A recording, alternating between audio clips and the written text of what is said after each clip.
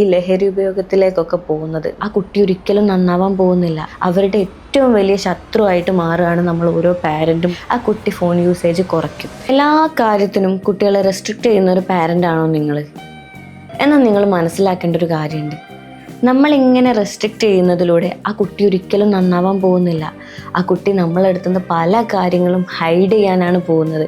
നമ്മൾ എന്താണോ റെസ്ട്രിക്റ്റ് ചെയ്തിട്ടുള്ളത് അതവർ നമ്മൾ അറിയാതെ ചെയ്യാൻ വേണ്ടിയിട്ട് ശ്രമിക്കും. അത് കുട്ടിക്കാലം മുതലേ അങ്ങനെ തന്നെയാണ്. നമ്മൾ എങ്ങനെയാണോ ശീലിച്ചിട്ടുള്ളത് അതുപോലെ ആയിരിക്കും ആ ഒരു കുട്ടി നമ്മളെ കാണുന്നത്.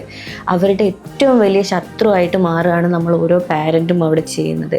ഈ റെസ്ട്രിക്റ്റ് ചെയ്യുന്നതിന് പകരം നമ്മൾ ചെയ്യേണ്ടത് ലിമിറ്റേഷൻ വെക്കുക എന്നുള്ളതാണ്. അവിടെ കയറരുത്, ഫോണിൽ കളിക്കരുത്, ഇത് ചെയ്യരുത്, അത് ചെയ്യരുത്, അങ്ങോട്ട് പോകരുത്, അങ്ങനെ ഒരുപാട് കാര്യങ്ങൾ പറഞ്ഞ് നമ്മൾ കുട്ടികളെ ഇങ്ങനെ വിലക്കിക്കൊണ്ടിരിക്കുകയാണ്.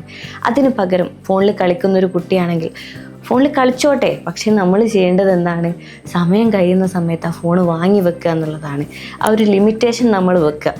ഓക്കെ, അതായത് മോനെ ഇത്രയും സമയം ഫോണിൽ കളിച്ച് കഴിഞ്ഞാൽ ഇന്ന പ്രശ്നങ്ങളുണ്ട് എന്നുള്ള രീതിയിൽ ക്ലിയർ ആയിട്ട് അവർക്ക് പറഞ്ഞു കൊടുക്കുക.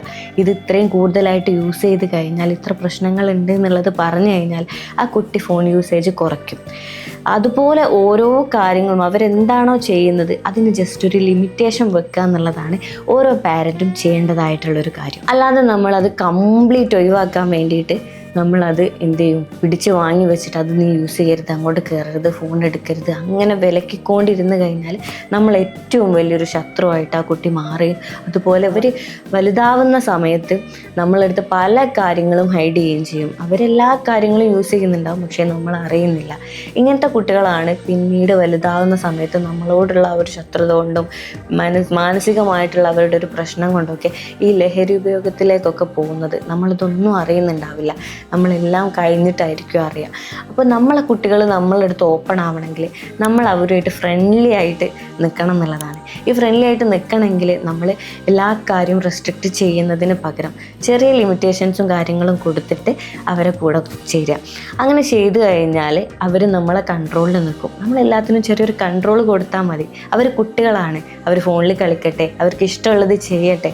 അപ്പോൾ നമ്മളതിനിങ്ങനെ നല്ല രീതിയിലുള്ള കൺട്രോൾ ചെയ്ത് കഴിയുമ്പോഴാണ് ഈ വിഷയങ്ങളൊക്കെ വരിക. നമ്മൾ കാരണം ആ ഒരു കുട്ടിയുടെ ആ ഒരു ചൈൽഡ്ഹുഡ് മെമ്മറീസാണ് നമ്മൾ ഇല്ലാതാക്കുന്നത്. എന്തിനാ വെറുതെ? അപ്പോൾ നമ്മൾ വിചാരിക്കുന്നത് എന്താവും, ഞാനിങ്ങനെയൊക്കെ ചെയ്ത് കഴിഞ്ഞാൽ കുട്ടി നന്നാവും എന്നുള്ളതാണ്. ഒരിക്കലുമില്ല. ആ കുട്ടി മോശത്തിലേക്കാണ് പോയോണ്ടിരിക്കുക. അതിന് പകരം ഈ രീതിയിലൊന്ന് നിങ്ങൾ കൺട്രോൾ ചെയ്ത് നോക്കൂ. ആ കുട്ടി നമ്മളെ കൂടെ തന്നെ കാണും. എല്ലാ കാര്യങ്ങളും ഓപ്പണായിട്ട് ആ കുട്ടി നമ്മളോട് സംസാരിക്കുകയും ചെയ്യും.